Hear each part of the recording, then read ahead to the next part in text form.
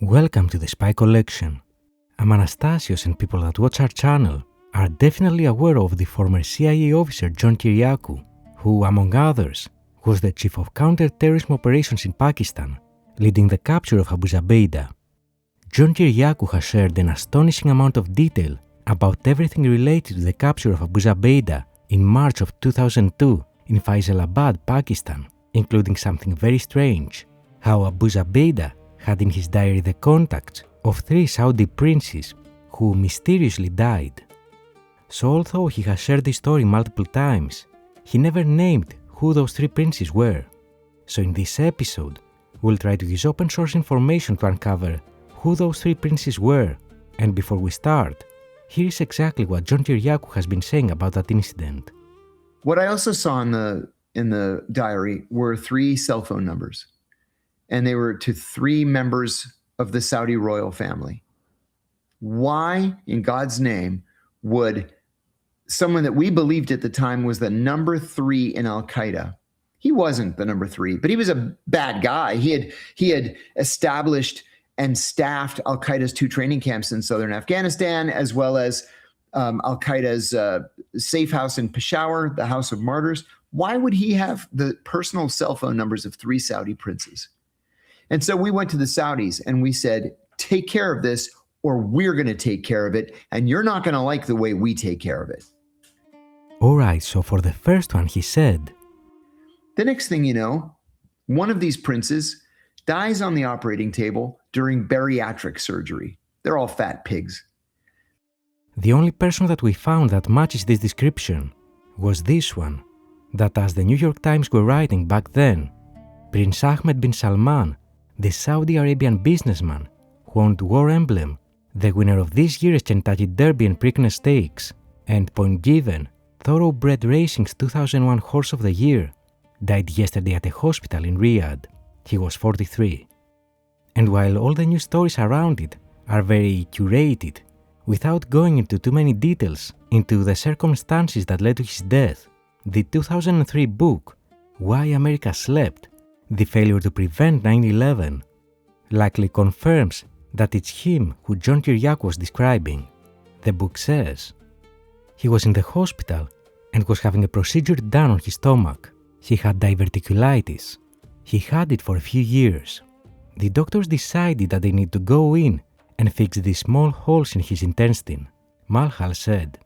He had that done, and that's why he couldn't go to War Emblem's Belmont, because of his diverticulitis. He was in a great mood. He had just talked to me. He was getting ready to go to Bob Buffert's wedding. We're going to go from the wedding to the hostel. When he had the surgery, he didn't do any exercise at all. He just laid there and wouldn't get up and walk at all, which doctor wants you to do after surgery, to help the circulation. But he was a prince and they couldn't make him do it. He got a blood clot in his leg because he wouldn't exercise. It got loose, went to his heart and killed him. We couldn't find any other incident that even remotely relates to John Kiriakou's description, so he's by far the most likely candidate. Alright, so let's create a simple timeline. Abu Zubaydah was captured on March 28, 2002. Then in a matter of days or weeks, John Kiriakou and his team notified their Saudi counterparts, as we heard in the interview, and Prince Ahmed bin Salman died on July 22, 2002, at the age of 43. Alright, 2 more to go.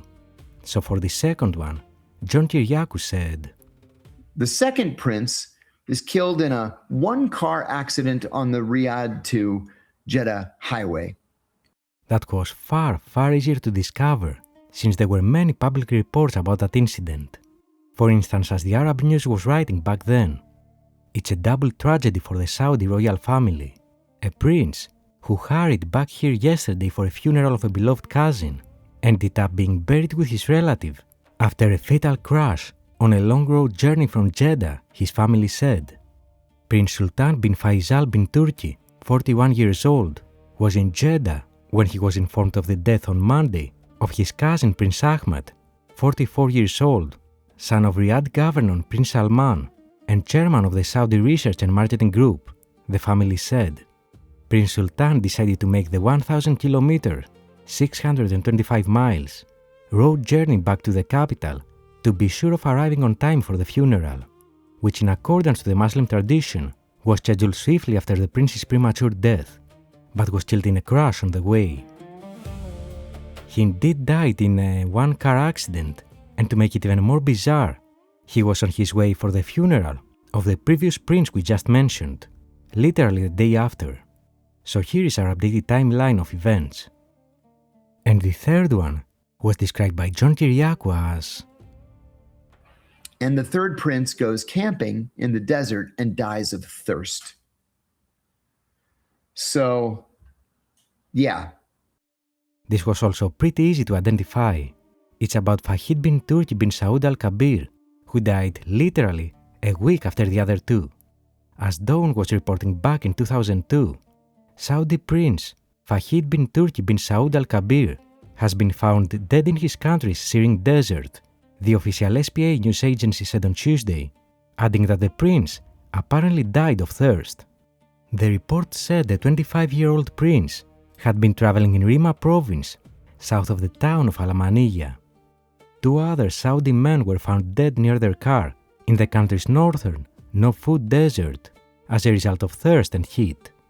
It quoted Qasim Province Police Chief Brigadier Abdul Qader bin Talha as saying the two men died after losing their way in the vast desert. The temperature has been hovering around 47 degrees Celsius in Riyadh and more in the desert throughout July.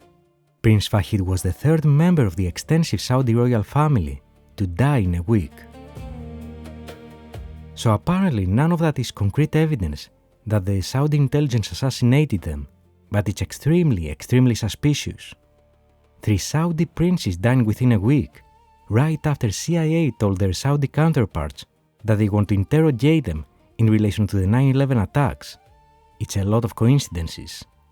That tells me that the last thing they wanted was for the CIA to snatch these guys and to start interrogating them, which then, of course, led me to believe that the Saudi government was involved in 9/11.